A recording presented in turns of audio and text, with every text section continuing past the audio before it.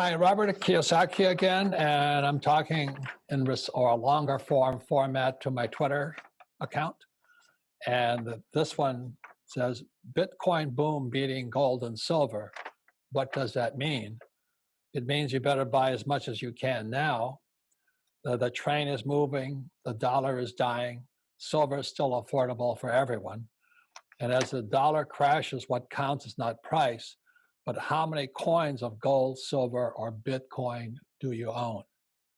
And why I sent this here is because I first started buying silver in 1964 when I was 17 years old.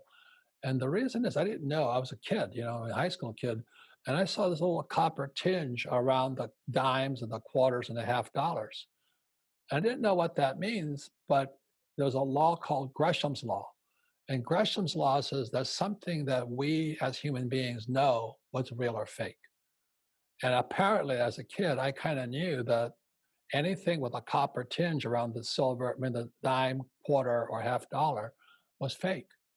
So I used to caddy for the golf. I played golf, so I caddied to make money to pay for my golf.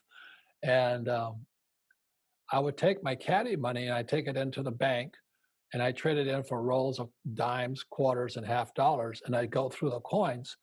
And if I saw anything with copper on it, I'd kick it back. And then I'd rewrap them and take it back to the bank with extra money. So I did that for about a year. I just kept collecting dimes, quarters, and half dollars. And I had this whole bag of what they call bulk silver today. But I just kind of knew it was fake. And then I went off to school in New York. And when I came home, my mother spent it. she she apparently did not know the difference between real silver and fake silver, but that's why our family was poor. But anyway, then in Vietnam, I got to Vietnam in January 1972, and as soon as I got there, my rich dad sent me a letter, but those was snail mail. I mean, it took a long time the mail to get to you. And he says, "Watch out!" He says, "The world's going to change." Nixon took the dollar off the gold standard. And I didn't even know what gold was because we weren't allowed to own gold. In 1933, I believe it was illegal for Americans to own gold. So I didn't know what gold was.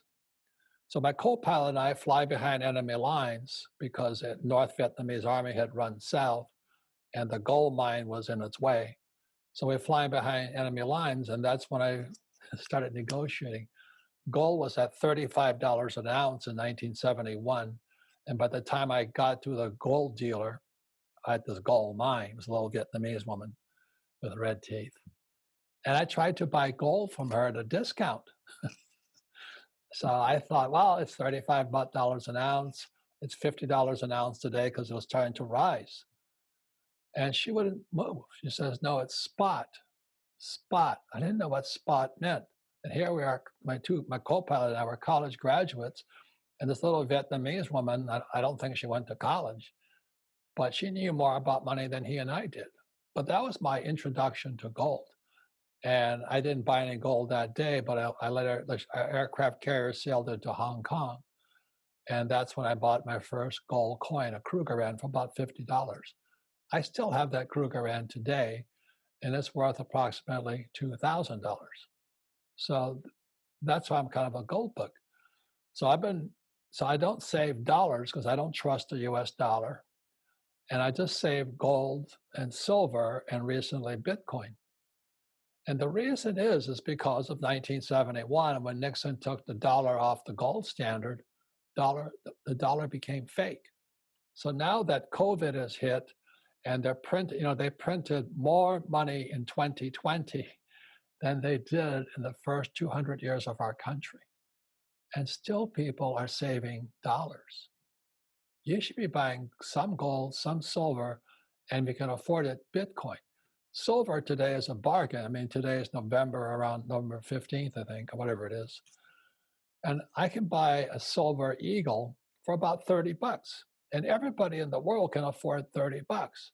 But the average person has been conditioned to think about paper, fake money, fake dollars. At the same time, they're printing as much money as they possibly can. They give it to their rich friends. They don't give it to us. And then they print it and interest rates keep going down. So in 1974, when I got out of the Marine Corps, if I had $1 million, which I didn't, I could put $1 million in 74 into a savings and loan, a bank, in a certificate of deposit, and they would pay me 15% on my $1 million. So a lot of people have made a lot of money. They just put their money into the bank and they're being paid 15% interest. So $1 million back in 74 was worth approximately $150,000. Now it's not a lot of money to retire on, but you could have retired on $150,000 in 1974. Today, I take $1 million into the bank, I might get 2%. So that means it went from $150,000 to $20,000. And after taxes, that $20,000 might be worth $15,000.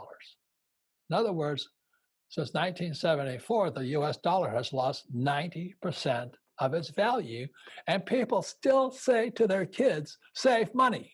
You've got to be crazy. They're going to, now that the elections are over and all this, I don't care if it's Trump or Biden, they're going to have to print so much money just to pay for all of the social entitlement programs so people don't riot. They can't afford to have any more rioting. So they're going to print more and more money, and people are still saving dollars or yen or euro or pesos. Right now, you should be saving gold, silver, or Bitcoin. And the thing is in the year 2000, I started buying gold at $250 an ounce. And today it's worth 10 times that much, approximately. So I'm very happy with my gold. And silver was like $2 or $3 or something, and now it's worth 30. And the Bitcoin I bought, thank God I was buying it at 9,000. And today it's worth over worth over $1 million.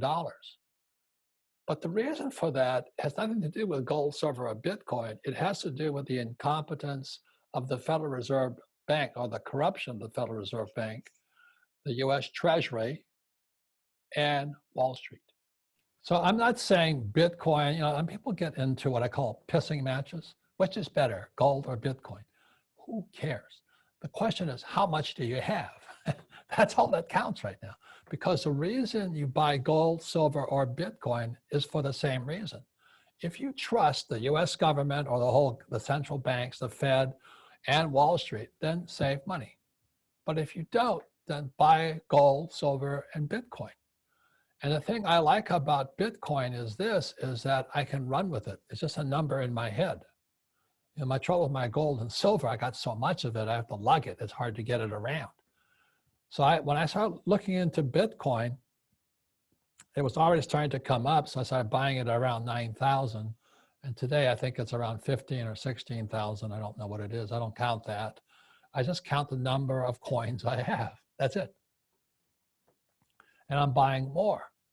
The reason I like gold, silver, and Bitcoin is this. The trouble with the US dollar, the more it drops in value, the more they print. Let me say that again. The US dollar, the yen, the peso, the euro, as it drops in value because interest rates keep dropping, they print more of it and people save it. Talk about losers. Get it through your head. They're printing it. It's getting worth, it's worth less and less and less. Whereas Bitcoin, the thing I like about it, excuse me, because the more valuable, more expensive Bitcoin gets, they print less of it. It's called a halving. So the price goes up, but the quantity comes down. And check the dollar out. The value of the dollar comes down, but they print more of it. Why would you save it? But it's the same with gold and silver. And the reason I endorse silver is because everybody can afford it. Today it costs you about $30 for a US silver eagle. I'm not saying it's going to make you rich, but if you have 20 million of them, you'll be rich. If you just kept saving silver the way I kept saving gold, and now I'm saving Bitcoin, you don't have to go to college to save it. Just buy it, hide it. Buy it and hide it. You keep it out of the sight of the US